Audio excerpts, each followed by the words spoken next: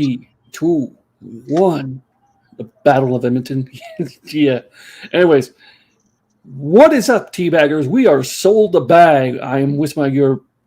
What is up, teabaggers? I am. Teabaggers, what the hell? You just noticed that now? Yo, I've been saying that all night. I just realized. What? Wait, I really did not hear you say that the whole time. Like,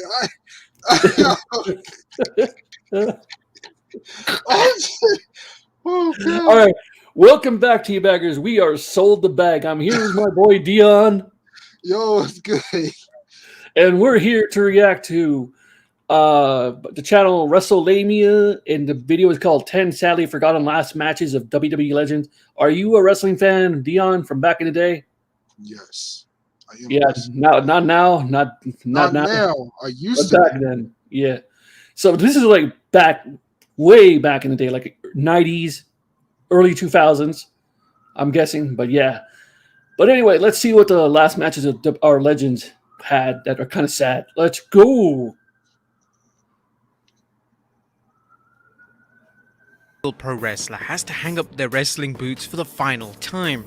The last match of a wrestler's career is perhaps the most important match they will ever have, as it represents their legacy and what they've given to the world of pro wrestling. There have been some famous last matches, including The Undertaker, who competed in his last match against AJ Styles at WrestleMania 36, and Stone Cold Steve Austin, who officially retired in 2003 against his arch nemesis, The Rock. However, there are also times that a wrestler's final match slips under the radar, and fans often forget about a specific wrestler's retirement match. Which are they? Well, join us now as WrestleMania looks at 10 forgotten last matches of WWE legends. I like this channel. He does some really good videos. Okay. Be sure to subscribe and hit that notification bell for daily wrestling videos, and follow us on Facebook for exclusive lists. Number 10, Rowdy Roddy Piper.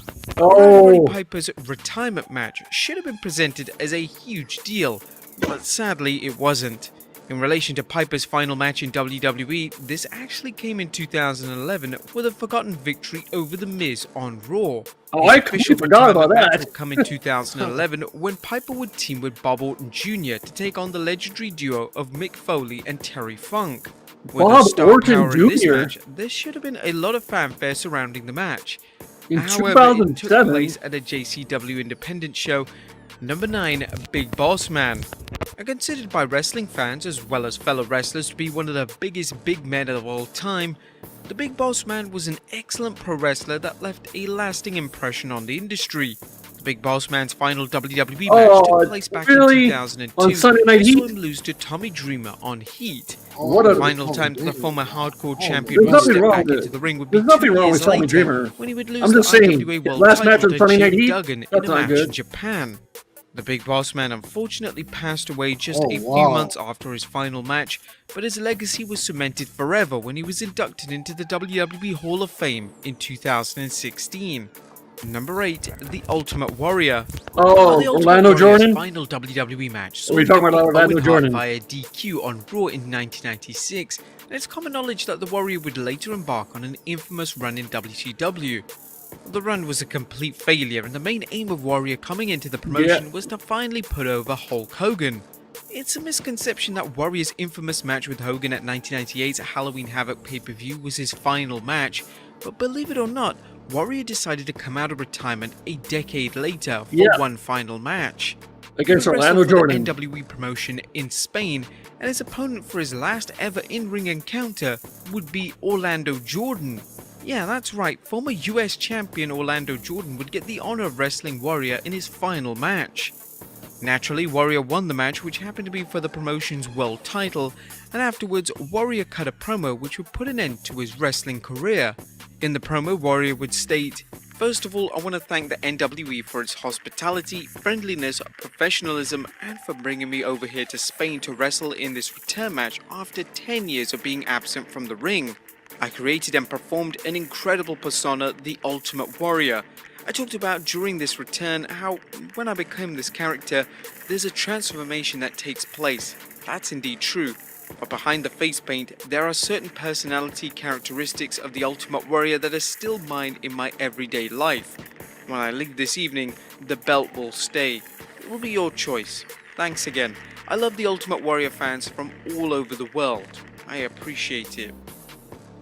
Number 7, Macho Man Randy Savage. Macho Man Randy Savage deserved a send-off match that was fitting for the legend he was, but instead, Savage retired in a forgotten-about 6-man tag match in TNA back in 2004. The match in question saw...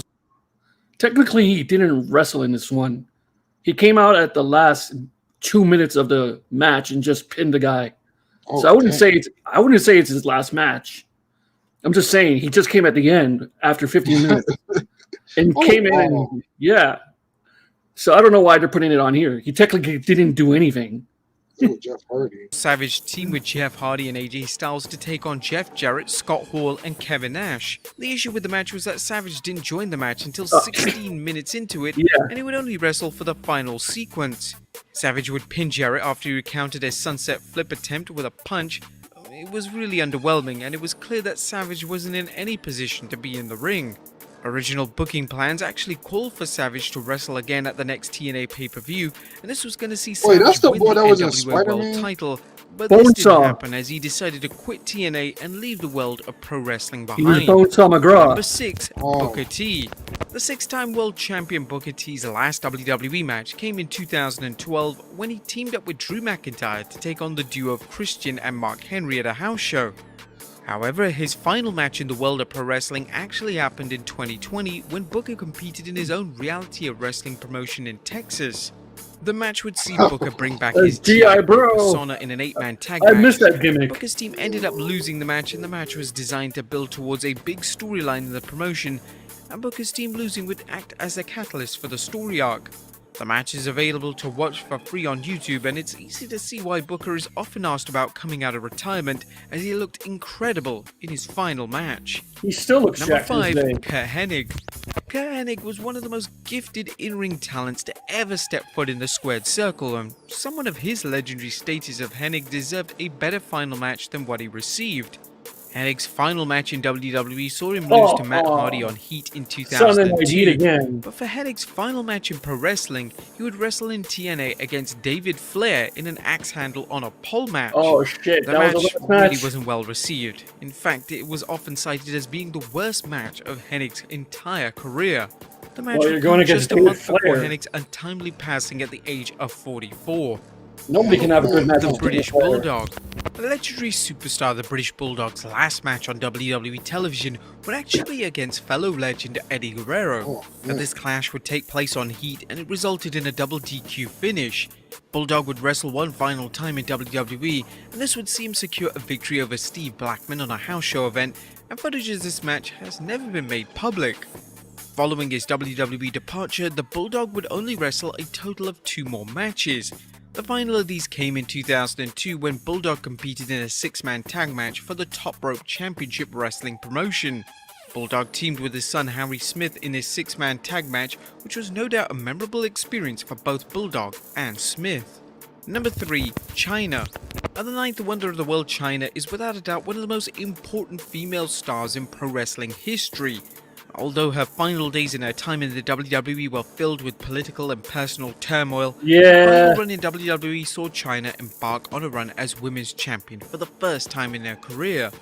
Chyna's final match in WWE would be a match against Alita at 2001's Judgment Day pay-per-view, and this was an appropriate way to end her WWE career. Chyna would then have a run in New Japan Pro Wrestling before having her final match in TNA all the way back in 2011. Oh yeah, she didn't do anything. This match in would this. see Chyna team with Kurt Angle to take on the team of Jeff and Karen Jarrett. But Chyna's in-ring time was kept rather limited, and the match wasn't the best showcase of the former Intercontinental Champion's talent. Number 2, Andre the Giant. Andre the Giant's final match for the WWE, which aired on television, took place at WrestleMania 6. This saw him team with Haku as the duo lost their tag titles to Demolition. Andre would actually wrestle again for WWE, appearing at a number of house shows, but the match at WrestleMania 6 is commonly cited as his final WWE match. Although this was his final WWE match, Andre would go on to wrestle over 100 more matches before his official retirement. Andre's official last match came in All Japan Pro Wrestling, All Japan. where saw he, Baba, and Rusha Kimura defeat Hakura Igen, Manasoba Fuji, and Motoshi Akuma in front of over 16,000 fans. in Andre Giant Japan's wasn't even capital. doing well. He was And almost number 1, Hulk dying. Hogan. As Hulk Hogan is one of the biggest He was on the names in verge of pro dying wrestling, that year we too. expected that Hogan's farewell match would have been one of the biggest box office attractions in Like wrestling that was a couple months history. after before he Hogan's died. last WWE Oh, match wow. took place at SummerSlam in 2006, and Hogan would face Randy Orton in a lackluster match which should have seen Hogan put over the young star, but obviously this never happened. Hogan would wrestle several more times over the years, and his final match would actually be at a house show. That's right, one of the biggest wrestling stars to ever Really? lace up a pair of boots had At his a house final show? match at a house show. In January of 2012, during Hogan's infamous run in TNA, Hogan, Sting, and James Storm defeated Kurt Angle, Bobby Roode, and Bully Ray Oh, in Hulk Hogan Manchester, in TNA. England, in front of around Yeah, I remember 5,000 him being fans. in that. Yeah, It was rumored that Hogan that's was going to what- come out of retirement to appear in the Andre the Giant Memorial Battle Royal at WrestleMania 36, but due to the COVID-19 pandemic taking over the world, these plans were cancelled, and Hogan remained retired. But there you have it, folks, 10 forgotten last matches of WWE legends. Be sure to leave your comments down below, and I'll see you next time with some more wrestling content. Yeah, like the Andre the Giant one, like you can see in All Japan that the dude was not doing well because his health was like deteriorating a lot. Yeah, you can obviously tell because he Yeah. was moving kind of slow. Yeah, he was really slowish and sluggish, and his health was just not good. And like a couple months later is when he officially died. Yeah. But what you think though of this Yeah. whole video? It was a nice history lesson, you know. Yeah, it was. It was Yeah. definitely nice, but you know, it's nice to learn more about these characters. You know, wrestlers. I'm not too big on wrestling, but it was just nice to know their last match. You know, Yeah. just to see how how the legends moved on, and some passed away. You know, rest their soul. The one that surprised me the most was Ultimate Warrior because he took on Orlando Jordan. Because Ultimate Warrior, he's not into gay people. He bashes gay people a lot. And Orlando Jordan is a bisexual in real life. So I don't know how that worked out. Yo, Ultimate Warrior is the G, but he's out of pocket at the same Yeah, time. he was an extreme homophobe. He went to in his like when he did his talk seminars in colleges, he would say the infamous words queering does not make the world work. Oh wow. Yeah. Damn. So like I said, I don't know how the hell he got into a match with Orlando Jordan if he's a homophobe. It's crazy. But anyways, that's enough history for today. Yep. Please like, share, and subscribe. And Dion, what do you have to say? Bye.